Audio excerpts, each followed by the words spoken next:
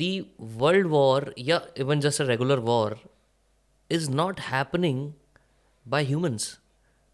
आधा तो वॉर जो है ना हमारा एल्गोरिदम कर रहा है, ऑब्वियसली। और वो इतना लैंडस्केप चेंज कर रहा है कि हम कैसे वॉर को देखते हैं। अभी हमने ऑपरेशन सिंदूर में देखा, मतलब आधी जो लड़ाई थी वो नीचे हुई नहीं ग्राउंड पे, फाइट तो हवा में ही हो गई। यस। ड्रोन्स आ रहे हैं उधर से, हमारे यहाँ एआई एल्गोरिदम डिफेंड कर रहे हैं, हमारे यहाँ के काउंटर ड्रोन्स अटैक कर रहे हैं, उसको न्यूट्रलाइज कर रहे हैं, हमारे यहाँ वाले जा रहे हैं वो न्यूट्रलाइज कर रहे हैं, तो आधा तो वॉर उसी में ही 3-4 दिन निकल गए ख़त्म। Obviously. This is how geopolitically हाँ हाँ। जो हमारा पूरा एक लड़ाई का जो नैरेटिव होता था वो पूरा एआई चेंज करता जा रहा है। फिर आपने आप जैसे मेंशन किया कि भाई एआई डेफिनेटली वॉरफेयर जो है वो चेंज कर रहा है, तो या आई मुझे इस बात में पूरी सहमति है। डेफिनेटली आई एग्री कि चेंज हो रही है। हमने बात, आपने पॉइंट शुरू करी दी है कि यार एआई कैसे वॉरफेयर को चेंज कर रहा है।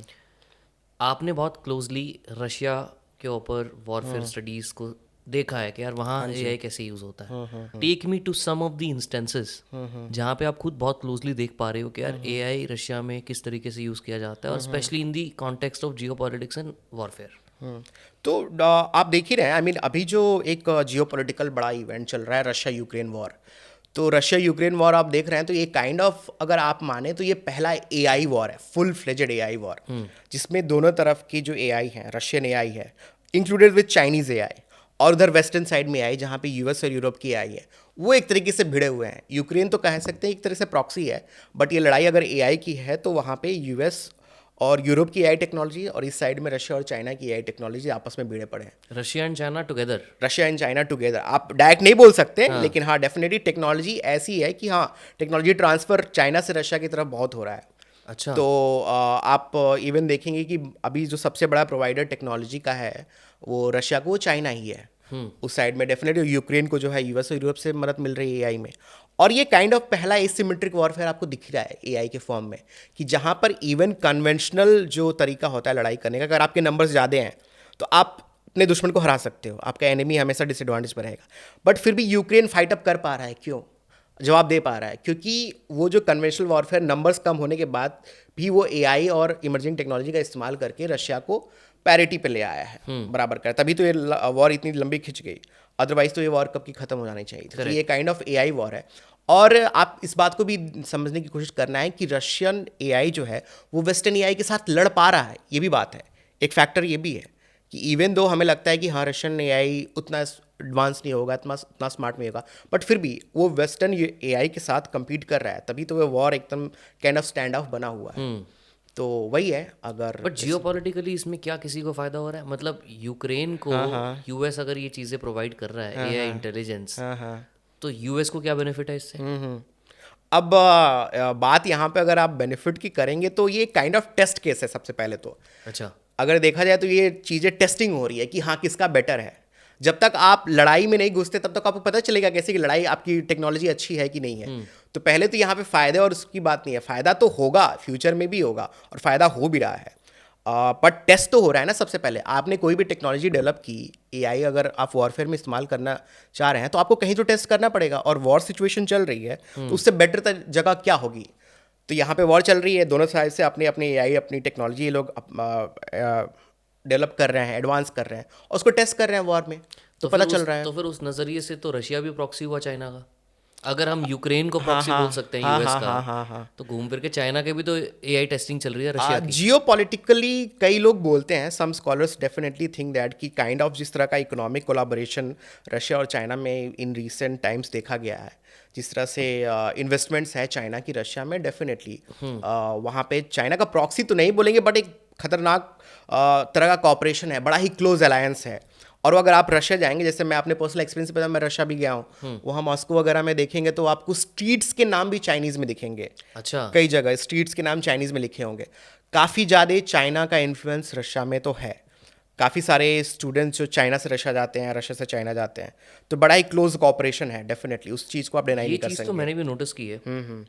मैं यूएस गया, यूएस में मैं न्यूयॉर्क गया, सैन फ्रांसिस्को गया, सियाटल गया, ठीक है। इवन मैं कनाडा गया, मैं मेक्सिको गया। मेक्सिको में इतना नहीं है, but Canada and specially US में जिस भी सिटी में मैं गया, स्टेट में गया, हर जगह पे ना आपको चाइना टाउन ज़रूर मिलेगा, या और वो बहुत प्राउडली बोस्ट करते हैं अपनी एग्जिस्टेंस को, एग्जैक्टली कि मतलब पूरे एरिया को ना चाइना टाउन ही डिक्लेयर कर देते हैं कि ये तो हमारा एरिया है, ये तो हमारा गढ़ है, हमारा अड्डा है एक किस्म से, so that everybody gets to know the heritage, the culture, the way Chinese people eat, the way Chinese people drink, the way Chinese people interact.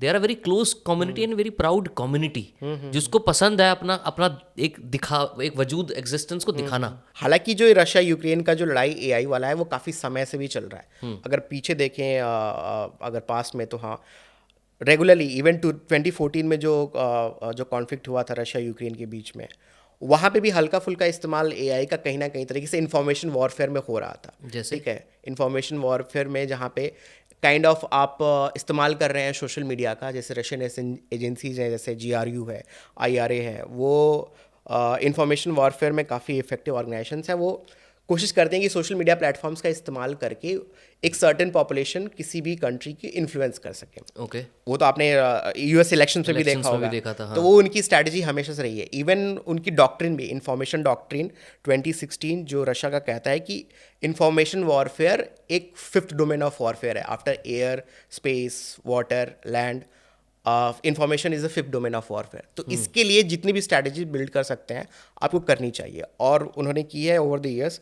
और उसके बाद से रेगुलरली उन्होंने कुछ ना कुछ यूक्रेन में कुछ ना कुछ प्रॉब्लम्स जहाँ भी रही हैं, वो इन्फॉर्मेशन वॉरफेयर तो रहा ही रहा। अब तो फुल फ्लेज जो है वॉरफेयर का वो है, उसमें ड्रोन वॉरफेयर आपको दिख ही रहा होगा, the kind of drones that Russia और यूक्रेन एक साथ इस्तेमाल कर रहे हैं एक दूसरे के ऊपर, वो भी है। प्लस साइबर अटैक्स कितने सारे हो रहे हैं। पहले आपको साइबर अटैक्स दिख रहे होंगे कि यूक्रेन साइड से हो रहे थे, बट रशिया साइड से भी हमेशा हुए हैं। रशिया ने एक साइबर अटैक किया था, कीव स्टार उनका टेलीकॉम कंपनीज है यूक्रेन की, उसको उन्होंने साइबर अटैक किया, और उससे क्या हुआ पे across lakhs and lakhs of the people got affected. Affected in हाँ, अफेक्टेड आई मीन वहाँ पे अगर आपकी इलेक्ट्रिसिटी, आपका टेलीकॉम सर्विसेज ही अगर आपकी इफेक्ट हो जाती है तो कम्युनिकेशन हो जाता है इफेक्ट।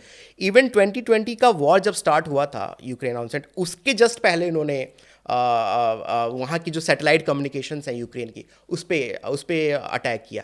क्यों? ताकि जो मोबिलाइजेशन वो कर सके अपनी आर्मी का, वो रुक जाए। हाँ, इसके साथ साथ अगर आप देखेंगे तो यूक्रेन में एक सॉफ्टवेयर होता है, बड़ा ही पॉपुलर सॉफ्टवेयर है, .ee करके, बड़ा ही टेक्निकल नेम है उसका।